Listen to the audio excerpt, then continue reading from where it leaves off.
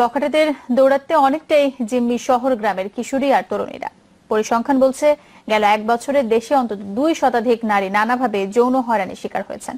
আর এর জন্য পারিবারিক ও সামাজিক অবক্ষয়কে দুষছেন সমাজবিজ্ঞানীরা।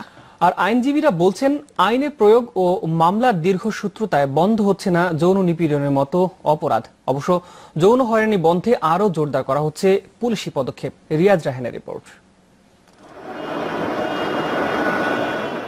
প্রকাশ্যে নিপীড়ন, ব্যস্তনগরী ঢাকার চলতি পথে।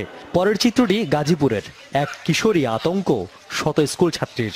এমন বখাটেপনার নির্মমতায় মৃত্যুর খুব কাছ থেকে ফিরেছেন সিলেটের খাদিজা, কিন্তু ফেরা হয়নি রাজধানীর স্কুল ছাত্রী রিশার। সব ক্ষেত্রেই কেবল দর্শক সাধারণ মানুষ। বেসরকারি সংস্থার পরিসংখ্যান বলছে গেল বছর বিভিন্ন বয়সী 2 শতাধিক নারী নানানভাবে নিপীড়নের শিকার হয়েছেন।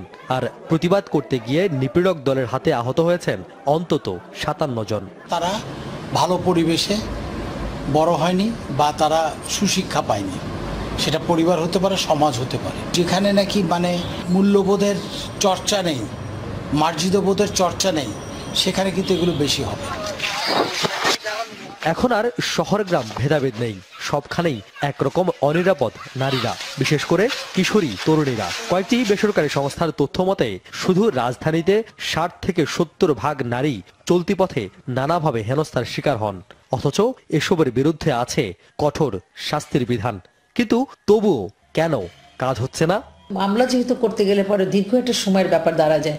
এই দীর্ঘসূত্রিতার কারণে কিন্তু মানুষ উৎসাহ হারায় ফেলে এবং আসামিরা অনেকভাবে তাদেরকে আরো হয়রানির শিকার হয়। আইনটা আছে সেটাকে কার্যকর করতে হবে এবং দ্রুত যাতে বিচারগুলো নিষ্পত্তি করা যায় এবং ওই দিন শর্ট টাইমের মধ্যে সেই ব্যবস্থাটা গ্রহণ করতে হবে। তাহলে হয়তো আমরা ইফটিজিং অনেক কমে আসবে। তৃণমূল থেকে মহানগর পর্যন্ত এমন অপরাধ নিয়ন্ত্রণে গুরুত্বপূর্ণ ভূমিকা আছে আইনশৃঙ্খলা বাহিনীর। ইফটিজিং বা নারী উত্ত্যক্তকারীদের বিরুদ্ধে তাদের কার্যক্রম